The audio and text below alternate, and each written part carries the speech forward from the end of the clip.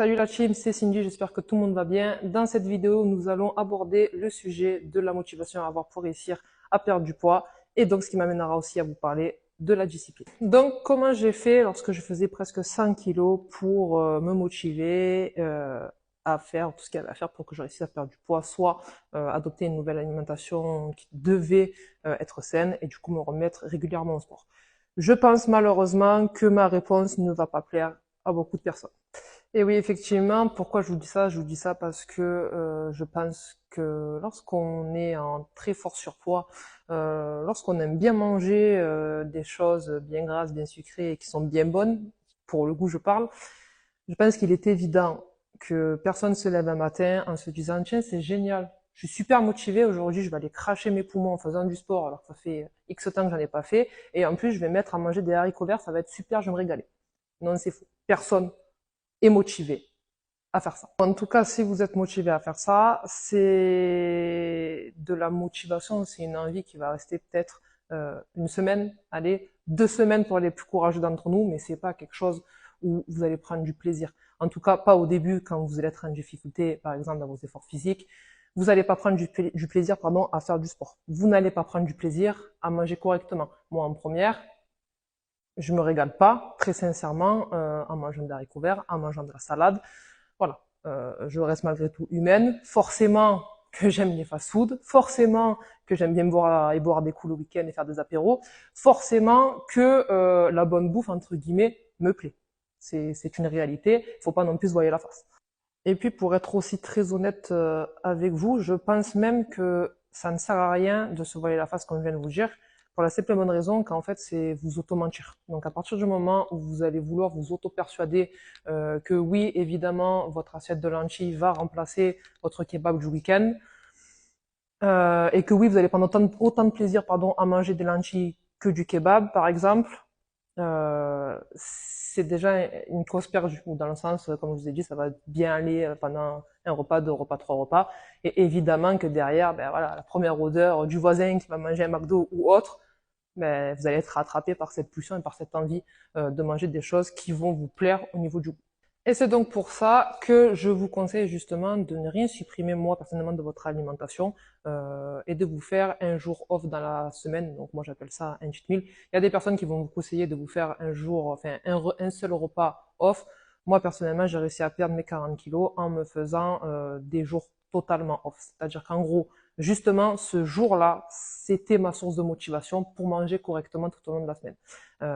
De savoir que tous les samedis j'allais pouvoir manger absolument et boire absolument ce que je voulais, ça me motivait à me dire, bah vas-y Cindy, pendant 4 jours, tu vas manger des choses qui vont être saines, et ce week-end, tu vas vraiment te faire kiffer en mangeant ce qui te plaît, sans même regarder ce que tu vas consommer. Du coup, pour le reste de la semaine, c'est là que je vais vous parler de discipline, il n'y a pas de motivation. Il faut juste savoir se dire, à un moment donné, on est grand, on sait très bien que manger des McDo, c'est pas bon, boire du soda, c'est pas bon, et qu'on sait très bien, je pense pas besoin d'un nutritionniste ou coach sportif ou autre pour savoir que c'est pas en mangeant ce genre d'aliments que vous allez réussir à mincir. Donc en fait, c'est juste s'auto-motiver, mais surtout s'auto-discipliner à se dire, ben en fait, si je veux maigrir, si je veux atteindre cet objectif-là que je me fixe, ben il va falloir que je passe par là.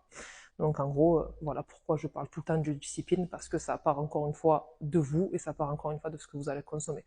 Voilà, donc si je peux vous donner un conseil, oubliez un petit peu le mot motivation, surtout en ce qui concerne l'alimentation. Et veillez plutôt à vous dire, voilà, tel jour, c'est un jour où je vais me faire plaisir. Tout le reste du temps, je dois manger correctement. Et en fait, forcez-vous. Une fois que vous aurez mangé, peu importe si vous mangez un kebab ou peu importe si vous mangez, j'y reviens, des lentilles, vous aurez plus faim et votre cerveau va passer à autre chose. Donc vraiment, donnez des bonnes choses à manger à votre corps sans vous demander si vous avez envie ou pas envie de manger ça, juste mangez ce qui est bon pour vous. Après, concernant le sport, il y a quand même le côté où quand vous allez prendre l'habitude d'en faire, vous allez voir, votre corps va libérer de l'endorphine, vous allez avoir beaucoup moins de stress, vous allez beaucoup mieux dormir, vous allez avoir moins de douleur. Donc, petit à petit, vous prendrez du plaisir à faire du sport. Donc, jouez le jeu, de souffrir, on va dire, le premier mois, physiquement parlant, et vous verrez qu'après, ça se passera beaucoup mieux au niveau du sport. Mais, je ne vous cache pas que moi-même, à l'heure d'aujourd'hui, je fais du sport quasiment tous les jours, mais je n'ai pas forcément tout le temps envie de faire du sport. Donc, autorisez-vous aussi, de temps en temps, de ne pas avoir envie de faire du sport.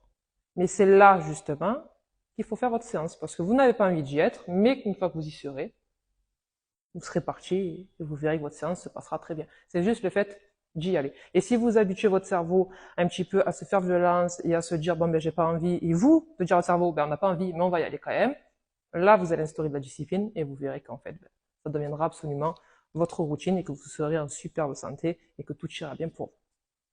Donc tout ça pour dire en conclusion de cette vidéo que la motivation, c'est quelque chose que vous allez avoir pendant un certain laps de temps, mais qui petit à petit va s'éteindre. Donc vous ne pouvez pas compter sur une motivation pour atteindre vos objectifs. Vous devez absolument vous motiver si vous voulez, mais à partir du moment où vous sentez que l'envie, donc la motivation, va s'en aller, il faut qu'absolument que votre discipline prenne le relais. Sinon, c'est pour ça qu'on se retrouve dans des situations où on a des personnes qui vont faire du sport, tout est sympa, qui vont bien manger, qui vont perdre 4-5 kilos, et hop, on repart dans les mauvaises habitudes, on mange mal, on fait moins de sport, et on en reprend 10. Donc, il faut absolument accepter que la motivation, ça va peut-être être un petit 10%, 20% aller de votre réussite, et que la discipline, ça va être tout le reste. Donc voilà, motivation, non, discipline, oui. Voilà la team, la vidéo touche à sa fin. J'espère qu'elle vous aidera un petit peu à y voir plus clair entre cette histoire de motivation et de discipline. J'espère que ça vous aide, que toutes ces petites vidéos vlogs vous intéressent. N'hésitez pas, effectivement, comme d'habitude, à la partager au maximum sur vos profils. Pourquoi pas identifier vos amis et surtout à me dire ce que vous en pensez en commentaire. Merci la team, c'est tout pour moi. À bientôt.